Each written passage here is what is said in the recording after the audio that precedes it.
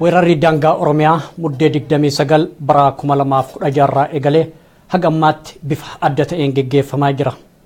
Ajjeechaanis uummata Oromoo biyyuma isaanii irratti humna addaa poolisii naannoo Somaalee fi mootummaa Wayyaaneetiin ajjeechaan gara jabeenyaa uummata keenya mudataa jira. Kana ilaalchisuudhaan egaa haala yeroo ammaa kana Oromiyaa keessattuu mormiin fa'aatis geggeeffamaa jira. Kana wal qabatee hawaasni Oromoo keessattuu waldaaleen hawaasa Oromoo biyyoota alaa jiraatan deeggarsaa fi akkasumas birmannaa adda addaa taasisaa jiru. Gargaarsi fi yookaan birmannaan uummata biyya keessaa kun biyya alaatti roga maraan kan taasifamaa jiru keessaa tokko Atlaantaa Joorjiyaadha. As biyya Ameerikaa jechuudha. Egaa hawaasni tokkummaa Oromoo Joorjiyaadhaa uummata biyya keessaa kana haala danda'ame maraan bira dhaabbachuuf jecha walgahii waamichaa tokko sanbata dhufuuf jechuun fulbaana 16 bara 2017tti waamanii jiru. Egaa dura taa'aa yookaan geggeessaa waldaa tokkummaa Joorjiyaa kan ta'e Khalid Fadisoo akkasumas haadha diinagdee kan taate ammoo Aayyoo Tulluu Atlaantaa Joorjiyaatti egaa waala walgahii sannoo ibsuudhaaf yeroo ammaa kana toora Skype irratti argamu. Egaa meemariin keenya kallattii maanitti seennaa nu waliin tura. Dura dursoo isin lachuu bagaa nagaan dhuftanii Khalid fi akkasumas Aayyoon mee yeroo ammaa kanatti akkuma amma jalqaba kaasee Oromiyaan rakkoolee gurguddaa keessummeessaa jirti. Uummata daangaa irratti dhumaa jiru kana ilaalchisuun biyya keessaa mormiin geggeeffamaa jira. Mee isin akka uummata nama dhalataa Oromoo tokko biyya alaa jiraatutti akkamitti ilaaltu haala rakkoo biyya keessaa? Khalid sirraan jalqaba. Fayyaade Usmaan Galatoomiyaatii fi waa'illaan keetii fi OMN Oromoo Miidiyaa Neetwork galata guddaa qabdan fayyaadaya. Yaa wanni ammagaa wanni beekamu kun namoota ni beekaa namoota ni harkaa naannoo biyya keenya keessatti daangaa keenya keessatti uummanni keenya rakkina guddaa keessa jira, rakkina hangana hin qabne keessa jira. Nuti namni ala jiru kun uummata rakkate kana akka nama Oromootti maal godhuu dandeenya? Dirqama uummanni kun uummata Oromollee ta'uu hin qabu. Nama rakkate tokko gargaaruun dirqama Oromummaadha. Eega namni tokko Oromoo waliin himatee dhiiga tokko waliin himatee rakkina uummata sanii arra yoo silaa nutis bakka san jiraannee yookaan obboleeyyan keenya warri keenya yookaan namni keenya achi keessatti silaa balaa akkanaa nu buute akkamitti wanna kana himnaan hangalu uummanni kun uummata keenya bira dhaabbachuun dirqama Oromummaa na fakkaata. Asumattiin dhaabamma. Aayyoo atoo gama keetiin mee waa'ee biyya keessatti rakkoolee geggeeffamaa jiru keessattuu daangaan Oromiyaa weeraramtee akka naannoo biraatiif kennamtu akkasumas ammoo ajjeechaa uummata Oromoo irratti geggeeffamu sanii wal qabatee kun nurraa dhaabbatu jechuun mormiin biyya keessatti geggeeffamaa jiru haala kamiin ilaalta ati gama keetiin? Ayyee Usmaanii galatoomii OMN illee carraa kana nuu kennitanii asirratti nu affeeruu keessanii fi galata guddaa qabdan jedha. Wanni Oromiyaa keessa deemu waan hedduu nu gaddisiisu akka nama tokkootittis ta'ee akka dhala Oromoo tokkotti waan hedduu nama dhagahamu. Daangaan Oromiyaa addaa miti bubbultee jirti. Hagalmaan Oromoo daangaa isaanii biyya isaanii irratti dhiigni isaanii dhangala'uu lubbuun isaanii wareegamuu eegaltee har'aa miti waan itti bubbulee. Haa ta'u ammoo yeroo ammaa kanatti waan duraa caalaa waan ulfaatee deemaa jiru maqaa itti baafataniin iyyuu haayilii jedhanii maqaa Somaaleetii fi abdii illeetiin mootummaa Wayyaanee maqaa isaanii jala deemee uummata keenya irra miidhaa guddaa geessaa jira. Kun waan baay'ee nama gaddisiisu. Daangaa kana warri amma daangaa irratti tumamanii rooroon amma balbala warra daangaa irra jiru dhadhoofte tuni waan achi dhaabattu natti hin fakkaatu. Balbala daangaa Oromiyaa kana yoo cabsanii jiddu galeessi Oromiyaa illee kamatti aanu jedheetiin ilaalan. Mee kana sababeeffachuudhaan yeroo darbees Afrikaa kibbaa keessatti hawaasni Oromoo achi jiru gargaarsa uummata biyya keessaatiif tumsa jabaa ta'anii jiru. Haaluma wal fakkaatuun Ameerikaa Minisootaa keessattis gargaarsi kun bifa adda ta'een akka uummata san bira dhaqqabuu fi uummanni qe'ee isaanii irraa buqqa'ee rakkoolee garagaraaf saaxilamaa jiru haa yaalamu haa nyaata argatu kan jedhuun gargaarsa namummaa bira dhaabbatanii ammas gara keessan kanattis haalli sun geggeeffamaa jiraachuu dhageenyeeti. Mee haala kamiin gargaaruudhaaf qophii irra jirtu Khalid? Yaa fayyaade ammaas Usmaan dhugaadha namoota gama danda'uun hanga danda'uun uummata kana bira dhaabbatee gargaaruun dirqama. So nutis akkuma nama hawaasa Oromoo Atlaantaatti uummata kanaaf akkamitti maal goona kajuu irratti uummata yaamnee wal mari'annee at least uummanni kun waan itti nyaatu waan itti dhugu waan takka uummanni kun akka gargaaramuu fi Atlaantaadhaa fi naannoo Joorjiyaa guututti warra jiru uummanni Oromoo nu bira dhufee akka nu wajjin wanna kana tumsa kana akka nu bira dhaabbatee ummata keenya rakkate kana bira maaliin akkamiin marii adda addaa goonee akkami gargaarra kajuu irratti ummata yaamaa jirra. Guyyaan nuti yaamnu kunis boruu miti iftaan Saatardee jechuudha. Guyyaa sabtii sa'a 5tti jechuudha.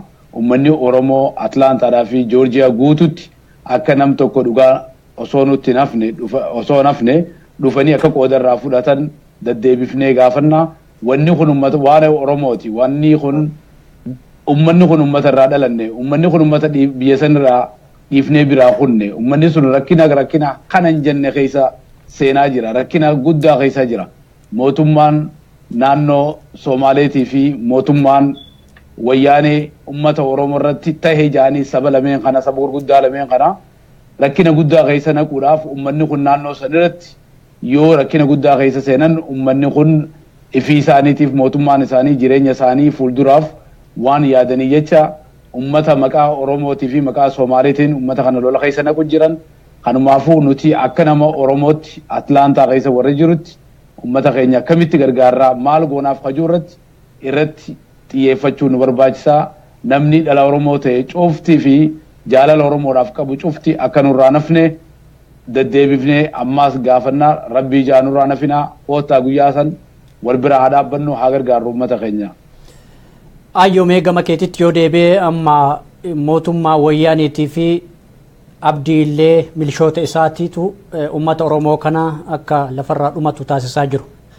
Yeroo kana jennutti ammoo ummanni Oromootii fi sabni Sumaalee rakkoo tokko jidduu isaanii jiru. Maaliif dhaloota irraa jalqabee ollummaa aadaa wal fakkaatu afaan walii beekuu afaan walii wal keessa dubbatu jaalala fi kabajaa guddaa waliif qabu. Garuu mootummaa wayyaaniitii fi abdiin illeen gara akka saboonni lamaan wal dhabanitti harkisaa jiru dhiibaa jiru. Ammoo hawaasni yookaan ummanni Oromootii fi kan Sumaalee kanaaf gurra kennaan jiru. Kanumaan wal qabatee gargaarsa amma sanbata dhufu kanarratti gaggeessuuf isin waldaan hawaasa Oromoo Joorjiyaa qopheessaa jirtan kanarratti dhalatoota yookaan hawaasa Sumaalee waamtanii tokkummaaf jaalala kaleessa qabnu har'as qabaachuu argisiisuudhaan waa irratti tattaaffatan qabdu gama keessaniin. Haala sanitti Somaalee yaamuu irratti walgahii kana irratti waan mijeeffanne hin qabnu garuu waan fuula duratti irratti yaanneetiin community isaaniillee qunnamnee beektota isaaniillee qunnamnee haala isaa irratti wal mari'achuu dandeenyu waan fuuldura irra hojjannu malee waan sanbata dhufu kanatti irratti yaamanneef hin qabnu ammaan tanaaf waa irra qophoofne hin qabnu garuu waan fuulduraaf irratti yaaduuf deemnu jechuudha. Gargaarsa akkamii gochuudhaaf sanbata kan akka qophooftanii akka isin waldaa hawaasa Oromootti gargaarsa bifa kamiitiin haala kamiin ammoo biyya keessa dhaqqabsiisuu dandeessu? Gargaarsi kaawwaamichuma ammaan tanatti gargaarsa wanni akkaataa itti nu gargaaruu dandeenyu ammaan tana uummata Oromoo alaanaa jiranii fi eeriyaa isii jiraatan cuftinuyyuu dhufanii waamicha kanarra hirmaatanii marii geggeessinee karama jiruuni karaa hedduutu jira karaa jiru kanaan mallanni kun asirra dhufanii tumsa kana yoo baanii jedhanii karama adda addaatiin karaan ergamuun hin jira kun waan keessaan uummata keenyaan haasofnu sani akkaataatti erginu eessaan akka erginu akkamitti akka ga'u kun waan keessatti uummataan mari'annu wanni amma barbaachisu uummanni kun waamicha kana irratti hirmaatee tumsa kana uummata keenyaaf hawwatii teenyaaf abbootii teenyaaf obboleeyyan teenyaaf daa'imman teenya daangaa irra dhiinni isaanii lola'aa jiruuf akka birmatanii akka irratti hirmaatanii kabajaa guddaadhaan namuyyuu haga danda'een walii dabarsee kan dhageenye wal dhageessisee wal yaamee akka irratti hirmaatuuf yaamicha godhaa jirra kuni mariidhallee tumsallee. Tumsa kanarratti keessattuu dubartoonni Oromoo akkuma kan qooda fudhatanii uummata biyya keessaa kana bira dhaabbachuudhaaf maaltu irraa eegama dubartoota Oromoo biyyoota alaa kana jiran? Dubartoonni Oromoo biyya alaa kana jiranii wal ijaaruun barbaachisaadha akka dubartiititti dubartoonni dhugatti hanqina guddoo qabna. Ni jiranii warri dalagaa jiranillee isaanillee hin jiran jechuudha miti garuu gahaadha miti kan dubee raawwattanii itti jabaachuu ni dandeenya jaarmiyaa jabaa tokko ijaarachuu ni dandeenya akka dubartii Oromootitti yaamicha walii gochuu walii himuu beektonni hedduutu jira dubartiin Oromoollee akkuma kan dhiiraa jiranii kan dhalaalee kan dubartiillee guutuudha dooyarillee jira dooktorillee jira beekumsaa ka beekuu irraa yoo hin baranne kan beenne homaa barachuu hin danda'u. Beekaa keenya jajjabeeffannee wallaalaa keenya gorfannee wal barsiisuu qabnaa dalaguu qabnaa akka dubartiititti wal bira dhaabachuu qabnaa saba keenya dhaabachuu qabnaa wal jajjabeessuu qabnaan waamichuma kiyya karaa dubartiitiin illee. Khalid meegama keetitti yoo deebi'e hawaasni Oromoo kun uummata Oromoo biyya keessa gargaaruu irratti dirqamas qaba haqas walirraa qaba. Haa ta'u malee hawaasni Oromoo biyya alaa jiru kun uummata biyya keessa gargaaruudhaaf haalli hin dandeessisu baay'ee ulfaataadha. Sababnis godinaalee 5 irratti kan lolli gaggeeffamaa jiru. Godina 5 kana keessatti ammoo miidhaan dhaqqabamaa jiru yeroo gara yerootti dabalaa jira. Akkasumas namoonni madaa'an namoonni qe'ee isaanii irraa buqqa'an kanaan alatti ammoo beela biyyattii miidhaa jiru wal qabatee namoonni beelaaf hedduun saaxilaman miliyoona hedduun laakamu. Hawaasni Oromoo biyya alaa jiru baay'inaan humna hagasii yoo hin qabaanne ta'e akka waldaa hawaasa Oromoo Atlaantaa Joorjiyaa jiraatutti gurmuu deeggarsaa sadarkaa addunyaatti dhageettii qaban kan akka USAID, Humanitariyaanii akkasumas akka Amnesty International fi kanneen biroo fa'aa gargaarsisuuf yookaan yaada kanatti dhaqqabsiisuuf qophii fi karoora akkam qabdu? Fayyada Usmaan reefu waan takka tuuteetu bira dabartee meeshaan intarneetii irra deebi'a. Maali jechuu barbaade ummanni Oromootii fi ummanni Somaalee ummata kuushiidha. Ummata historikaalii ummata aadaa seenaa tokko qabudha. Ummata gizee hamtuudhaa fi gizee badduudhaas wal bira dhaabbate. Ummanni kun fuulduraafis ummata waliin jiraatu walirraa fuudhee walirraa dhaddale. Ummanni kun walirraa fagaachuu hin ta'u walirraayis diina ta'uus hin danda'u. Dhugaadhaa namni fedhii isaatiif akka abdii ileetii fi akka isa fakkaatan ummata hoomlasii ummata walii qabanii ummata Oromoo irratti duulsisiisuun kana jechuun Somaalee fi Oromoon rakkina keessa yookaan lola keessa seente jechuudha miti. Ni sin seenu ummanni kun akka laftutti walii sin lolu ummanni Somaalee aadaa qaba ummanni Oromoo aadaa qaba manguddoo qabna karaa manguddoodhaa fi karaa adda addaatiin beekaa isaanii beekaa keenya waliif finnee yuuzii isaanii yuuzii keenya waliif finnee teenyee wal mari'annee maaltu nuu mala. Ummanni kun diina Oromoo qofaa miti. Ummanni kun ummanni Tigree Wayyaaneen diina Oromoo qofaa miti. Diina ummata sabaa fi sablammii cufaati. Wanni isaan godhuu barbaadan ummata kana waliin daddawanii aangoo isaanii dheereffachuudha. Ummanni Somaalee kana beekee ummata Oromoo wajjin yeroo dheertuu daangaadhaan wal fuudhuudhaan wajji jireenyaadhaan waa hedduudhaan walitti dhufan. So ummanni kun kana beekanii ummata Oromoo irraa akka qusatan manguddoon isaanii gama dandeeyuun akka wanna kanallee akka dhaamsatti akka dabarsaniin barbaada. Karaa biraatiin gargaarsaa nuti ummanni Oromoo Ameerikaa keessaa fi Yurooppaa keessaa fi Awustiraaliyaa keessa jirru ummata guddaadha, humna guddaadha. Yoo dhugaa rabbiitiin nuti barbaanne wanni Oromoon godhuu hin dandeenye tokkollee hin jiru. Ummata biyya keenya keessatti rakkate san dhugaa irra nu cuftinuu jireenya gaarii keessa jirraa. Biyya kanaas ummatuma biraa biyya kana nu fidee kunoo jiruu gaarii kana keessa jirraa. Yoo nama keenya kadheen gadda biraa deemne san ummata bishaan hin qabne, ummata karaatti deemuu hin qabne, ummata bakkatti buluu fi bakkatti dhuguu hin qabne kana biratti arra nuti lakkii nuti teenyaaf nutti tolte jennee yoo irraa fagaannee yoo teenye dhugaa rabbiitiin rabbiin illee itti nu gaafata. Ummanni kun ummata keenya gargaaruun dirqama Oromooti. Qabeenyi ni jira, humni ni jira, beekumsi ni jira.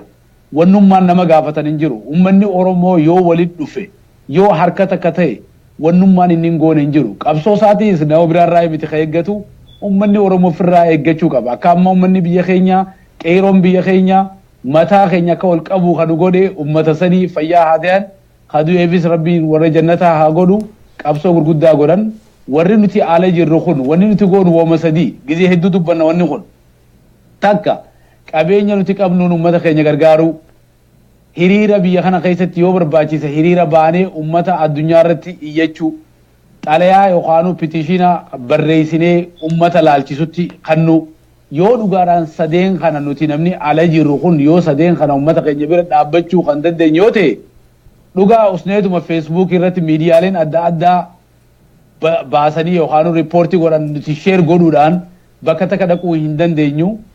Kanumaafuu walitti dhufnee harka takka taanee dubbiin tun taarraatun siyaasaadhaa miti. Gizee biraa namni waan biraa ja'a.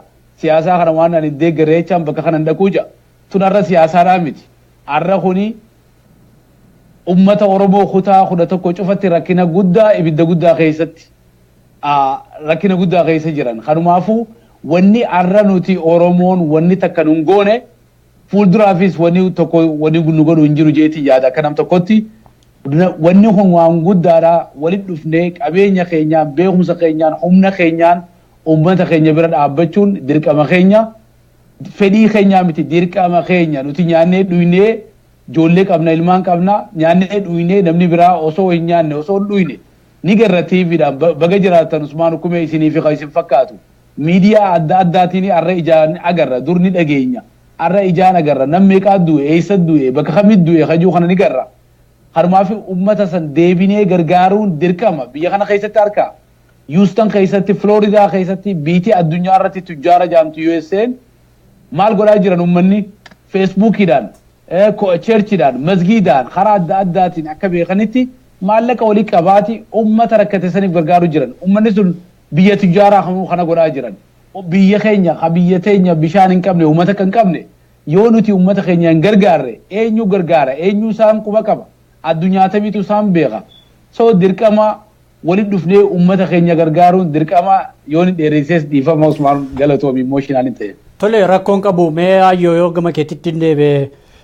amma fakkeenyaa fi godina Harargee Bahaa magaalaawwan hedduu irratti kan mormiin geggeeffamaa jiru kunis ammoo ummanni keenya akka daangaarraa ajjeefamuu qabu biyyi keenya ammoo muramee naannoo birootiif kennamuu qabu ajjeechaan kun milishoota poolisii naannoo Sumaalee kan Abdii Illeetiin hoogganamuu fi loltoota federaalaa kan wayyaaneen durfamuun nurratti geggeeffamaa jira kun nurraa dhaabbatu jechuun mormuun geggeeffamee ture ammas akkasuma jira jechuudha mormiin kun kallattiiwwan garaagaraatiin geggeeffamaa jira kana keessatti ammoo loltoonni federaalaatii fi agaazii akkasumas poolisoonni federaalaa akkuma baratan tarkaanfii ajjeechaa raawwataa jiru amma guyyaa kaleef dheengaddaa kanas magaalaa Kaarramilleetti Harargee Bahaa jechuudha akka tarkaanfii ajjeechaa raawwatan namni tokko akka ajjeefamee fi hedduun akka madaa'an akkasumas ammallee dargaggoonni Oromoo akka hidhamaa jiranii fi loltoonni federaalaa yookaan raayyaan ittisa biyyaa akka guutuu godina Harargee Bahaatti bobbaafamaa jiru odeeffannoo dhageenye kana keessa kan miidhamaa jiru keessumattuu dargaggoota hawwotaa fi manguddoota Oromooti maaltu si dhagama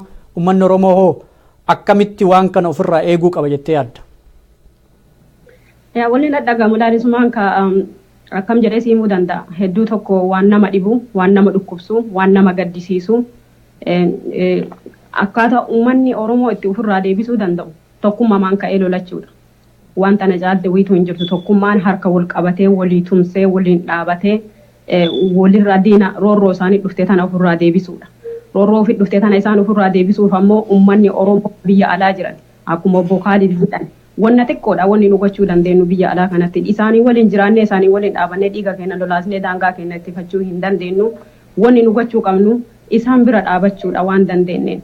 Waan harka humnaan taate waan biyya kana carraan qabnu jiraate carraata qabnu taniin fayyadamnee uummata keenya gargaaru uummanni keenya ka biyyaa ammoo beektanii duuti ilmaan Oromootii fi waan haarawaa miti deebiin du'aatuma jiran ajjeefamaatuma jiran wama qara jirtu tana itti fuufaa jiran itti jabaataatuma jiran maaliif akkuma uummanni Oromoo jabaatee mirga isaa abbaa biyyummaa isaa dhugoomsatuuf uummanni Oromoo ifaajaa jirutti diinni illee akkasuma nu cabsuudhaaf nu deebisuudhaaf duuban nu deebisuudhaaf halkaniif guyyaa nurra dalaguu jiran halkanii guyyaa isaan nurra dalagan tana nullee halkanii guyyaa dalannee roorroo nurratti bobbaate tana ofirraa deebisuun dirqama uummata Oromooti karaa isaa ofirraa deebisanii tokkummaan kaa'uudha waan danda'aniin karaa danda'aniin biyya cufaan kallattii arfanii uummanni Oromoo uummata isaanii kadaangaarra jiran bira dhaabachuudha tanumaan ofirraa ittisan jedhee yaadaan.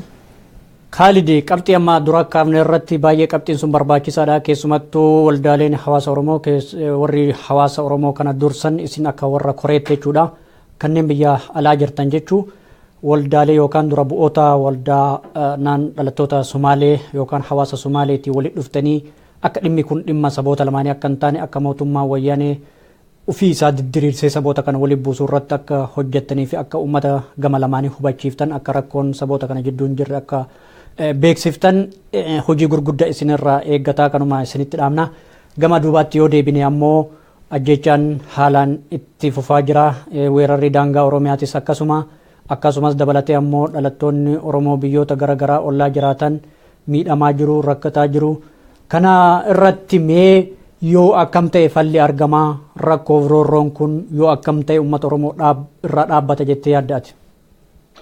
Galatoomi wanni roorroon kun dhaabbachuudhaaf uummanni Oromoo walitti dhufee harka tokko ta'uudha. Yoo dhugaadhaan harka tokko taanee waliin yoo qabsoofne mootummaa kanaa miti buka kanarra caaluu uummanni Oromoo injifachuu ni danda'a. Mootummaa waraana 300 fi ol humna guddaa qaba jaanii uummata addunyaadhaan gargaaramu ummata liyyuu poolis jaan ummata mootummaa Ingiliziin gargaaramu ummanni keenya dura dhaabbatee jira qawwee malee humnaan murannoodhaan yoo dhugaadhaan nuti cufti keenyaa'u deeggarsa ummata saniif yoo gooneef wannummaan hin godhamne tokko hin jiru gizee hedduu harka namar isaa balleeysa isaa akkas godhee dhaaba kana akkas godhee dhaaba sanii akkas godhee sanii miti arra san dabree jira arra guyyaa bileemu wal goonuu miti arra dura wal dura dhaabbannee wal abaluu balleeysa bara tolcheedhaa miti arra rakkinni kun rakkina ilmaan Oromoo guutuudhaatu biyya san keessatti dhiinii kanan je'amneetu gannaqamaa jira ummata quban qabne ummata humaan goone biyyarraa fuudhanii biyyarraa baasanii information amma kharee qaburraa ka'ee ummata makiinaaf fe'aniiti karaa naannoo Hararii magaalaa Harar fidanii iskoolaa fi high school keessatti ummanni sun rafaa bakka buluu fi bakka dhuguu dhabee bakka itti dhuguu dhabee bakka san keessa jira. Akki yoo ummanni kun biyyatti dhalateerraa biyyatti guddateerraa dachii isaa saamamee qabeenyi isaa saamamee jireenya yoo dadhabu yoo ta'e Oromoon amma maali survival jiraachuu dadhabe dachuma tokkotti bakkuma tokkotti kanumaafu maali ummanni siyaasaa poolitikaa adda addaa oofan kun yeroo ammaatiif rakkinni ummanni Oromoo rakkina guddaa keessa jira hubatanii walitti dhufanii hatattamaan maaltu nuu mala maaltu falli maali jedhanii ummanni siyaasaa haa ta'u ummanni Oromoo biyya keessa jirus qeeroon akka ammatti jiru kana caalaa jabaatanii akka itti fufan qabsoo isaanii rabbiin bira haa dhaabbatu ummanni kun qabsoo haqaa godhaa jira qabsoo dachii namaa dhaqee qabeenya namaa saamaa hin jiru haqa isaatiif lola yoo lolellee itti bareeda dhugaa haqa isaatiif lolee nuti warri ala jirru deeggarsa keenya halkanii guyyaa yoo nuti arra nyaannee dhuyne yoo boru qarshii takka qarshii lama yoo hududuba keenyee bakka takkatti yoo darbineef ummatni Oromoo maallaqa guddaa ummanni alaa fi keessa jirutti gargaaramanii ummanni kun waan itti nyaatan waan itti dhugan godhuun dirqama keenya karaa lamadaa waliin jechuu barbaadu sabboota saba Somaalee wajjin akkuma amma reefu jenne kana qofaa miti akka North America Oromoo communitytti itti yaadaa jirra ummata Somaalee wajjin beeytoota isaanii wajjin manguddoo isaanii wajjin teenyee wal mari'achuu nu barbaachisa maaliif mootummaan wayyaanee wanni inni barbaadu hafuura fudhachuudhaaf Somaalee fi Oromoo waliin naquudha kan akkan taane nuti ummata Somaalee wajjin community qaban heera qaban seera qaban wal beeyna aadaa isaanii afaan isaanii yeroo hedduudhaan nuti waliin turre ummata kana yaamnee konferensii nuti goonuu irratti qooda nuti fudhannu irratti akka qooda fudhatan isaanis akka isaan invite nu godhanii bakka isaanii san dheenee akka nutis waa'ee keenya akka haasoynu already namoota tokko tokkotti irratti haasawaa jirra akka North America Oromoo communities irratti haasawaa jirra wanni kuni falli guddaan harkamuu danda'u kana fakkaata galatoomi. Egaa mee ayyootti yoo deebi'e akkuma amma Khalid jedhee waldaalee hawaasa Somaalee hayyootaa fi beektota isaanii wajjin walitti dhufanii rakkoon kun rakkoo mootummaa wayyaanee geggeessu qofa ta'uu hubatanii akka saboota lamaan jidduu rakkoon hin jirre hubachiisuudhaaf karoora waldaa hawaasa Oromoo dura taa'ota kaaba Ameerikaa keessatti argaman ta'uu ibseera. Itti dabaluudhaan saba Somaalee yookaan saboota Somaalee biyya alaa jiran kana hubachiisuu qofa osoo hin taane rakkoo Oromoo ammaan kana keessa jiru addunyatti himuudhaaf ibsuudhaaf yeroo ammaa kanatti rakkoo Oromootu himataa jira. Kaan ammoo rabbumatu argaa jira. Ka kanarraa hafe ammoo addunyaan gurra cufachaa jirti. Oduma argitu odoo beektu. Ammas osoo abdiin kutatiin hawaasni Oromoo biyyoota alaa jiran addunyaa balbalatti dhadha'uudhaaf qophii akkamtu jira maal gochaa jirtu? Akkuma obbo Khalid jedhan waan amma isaa irra mari'ataa jiran tana malee ani wanni akka nama tokkootitti irratti mari'annee ami irratti irraa beeku takka hin jiru garuu kun marii warra hayyoota gurguddoo irraa eegamanii ummanni kun community isaanii akka ummata Somaaleetitti gariin isaanii bahanii nu kana keessa hin jiru harka keessaan qabnu nu Oromoo wallola hin qabnu jedhaa jiran. Haa jedhamu malee garuu ummanni Somaaleelleen ummata Oromootiif nu akkuma tokko tokkoon isaanii jedhan akkuma ummanni Oromoo illee jedhan nu diinummaa hin qabnu obboleeyyummaa malee ta jedhan tana gabbahanii beektoonni isaanii hayyoonni isaanii dubbatanii dhugoomsuu ummata Oromoo waliin dhaabatanii eega diina waloo qabaanne kan dhugaa ta'e tokko nullee amansiisanii nutis isaa amansiifnee waliin dhiiga waliin qabnu diina waliin qabnu tana ofirraa dhiibbachuuf ummanni Somaalee illee jabaatee irra dalaguu qaba.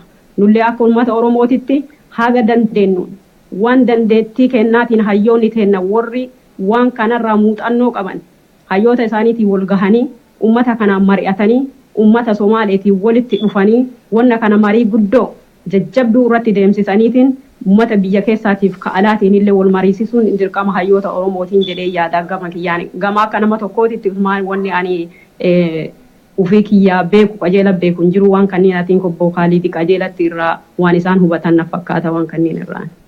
Kaalid waan itti dabaltu qabdaa gaafii amma ani ayyoo gaafadhe kanarratti. Yaa dhugaadha akkuma amma jeetti wanni kun seriously itti yaadameeti jira. Wanni kun waan akkanatti callifamee bira dabruudhaa miti. Mootummaa saniin warri mootummaa saniin lolu jiru biyya san keessa jira. Nuti garuu akka amma ayyoonis akkuma jettetti uummanni nuti ala jirru namoota hedduu qaban amma fakkiidhaaf akka OMN amma isin amma dhiyoo tana jalqabdan kana namoota isaanii intellectualota isaanii warra siyaasaa keessatti ture warra mootummaa federaalaa poolisa wajjin hojjechaa warra ture kun uummanni kun as bahanii dubbachuun isaanii gurra namuutuu fi ni kanna kana qofatti osoo hin dhaabbanne yeroo ammaa kana keessatti sadarkaa adda addaatti uummanni isaanii warri barate hedduu jira ala kana keessa hedduu jira uummanni isaanii guddaan Ohio jira Minnesota jira so naannoo adda addaatti communityleen adda addaa akkuma ammaan anjee kanatti akka sadarkaa North America community ti waliin dhufne akka Somaalee wajjin more dialoguein adda addaa akka banamu akka uummanni kun nu wajji dhaabbatee nuti isaanii wajji dhaabbanne mootummaan kun mootummaa diina nu lameeniiti nu lameen qofa osoo hin taane warra sabaaf sablammii Itoophiyaa keessa jiraatu cufaafu mootummaan kun diina kanumaafuu waliin dhufnee ummata kana wajjin wal mari'annee fuulduraan ibsa gurguddaa tokko akka baafnu abdii guddaan qaba. Kaalid sun akkuma jirutti ta'ee saba Somaalee keessattuu hawaasa saba Somaalee biyya alaa jiru wajjin hawaasni Oromoo mari'achuun akkuma jirutti ta'ee mootummaa addunyaatti saboonni kun lamaan walitti dhufanii mootummaa addunyaatti iyyachuu himachuu rakkoo kana dhageessisuu saboonni lamaan akka rakkoo hin qabne ibsuun barbaachisaan ta'u bu'aan argama bu'aa fida jettanii yaaddu isin gama keessanii akka waldaa hawaasa Oromootti dura taa'onni jechuudha. Fayyaade Usmaan waan gaarii kaafte dhugaadha. Ummata biyya kanaatii fi ummata siyaasaa warra biyya kana hoogganan kana wajjii fi ummata Yurooppaa fi ummata addunyaatti himachuun nuti taniin jee sadaffaa wanni nuti hojjennu advocacy hiriira bahuu ummata kana wajjin waliin dhufnee mari'achuun dirqama fakkiidhaaf arraa dura tarlama motor sadi gizee Washington DC tti gizee deebinee koongiresmaanota wajji gizee haasoinuu gizee itti himannu gizee waa'ee keenya harkan dhugaa ummanni Oromoo eenyu hajaan gariin isaanii dur nuti sadarkaa kanan beeynu amma eega isin kanaan xalayaa adda addaatiin isteeta keenya namooti isteeta isaa bakka jiruun koongiresaa bakka jiruun seneetarota isaa bakka jiruun hulaa dhadhoinee xalayaa barreessinee qaamaan bira dheenee hojjechuun keenya waan gurguddaa bu'aa akka buuse agarree jirra sambooda Washington DC gaafa testifaayi gizee mootummaan Itoophiyaa dhufee inninis haa dubbatu jaanii gaafa nuti achi dheenee qaamaan achi jirru gizee dubbatan mootummaan Itoophiyaa badii inni hojjete ummata Oromoo irratti fi ummata sabaaf sablammii cufarratti badiin inni hojjete waan beeku jecha guyyaa san hin dhiyaanne isaan xalayaa barreessanii erganii guyyaa san nuuf hin dhiyaanne so nuti yoo ammaas ummata Somaalee kana fudhannee ummata Somaalee kana wajjin ummata Oromoo qofa osoo hin taane ummanni Somaalee historically yeroo dheertuuf amata hedduudhaaf ummanni kun ummata aadaa tokko qabu seenaa tokko qabu ummanni kun fuulduraaf illee wal loluu danda'u miti jennee ummata kana wajjin yeroo gabaabduutti eegaa haasawa keenya adda addaa haasoinee booda ibsa tokko eega waliin baafnee booda hiriira guddaa bakka hedduutti Ameerikaa guututti Yurooppaatti Londanitti hiriira guddaa Somaalee wajjin ka wal qabate sabaaf sablammii wajjin wal qabate godhuun barbaachisaadha biyya kana keessatti maaliif ummata Oromoo qofa osoo hin taane sabaaf sablammii cuftinu biyya san keessatti rakkina guddaa keessa akka jiran akka sabni kun sabaaf sablammoonni kun rakkina tokkollee akka hin qabne mootummaa shororkeessituu wayyaanee kanaatu kana godha jennee ummata addunyaa agarsiisuudhaaf kana godhuun dirqama keenya ni goona yeroo gabaabduutti irratti hojjechaa jirra irratti hojjennaas. Gaariidha akkuma amma jalqabarra kaasee ayyoo yoo gama keetitti hin deebi'e Afrikaa kibbaa Minisoota isin bira Atlaantaa akkasumas Kanaadaatti Kaalgaarii fi bakka garaa garaa tokkotti gurmuun deeggarsaa kun jabaataa jira uummata biyya keessaa bira dhaabbachuuf. Haa ta'u malee akka biyya addunyaa bal'oo tanaa fi hawaasni Oromoo biyyoota alaa kanarratti faca'ee jirutti kun gahaa miti.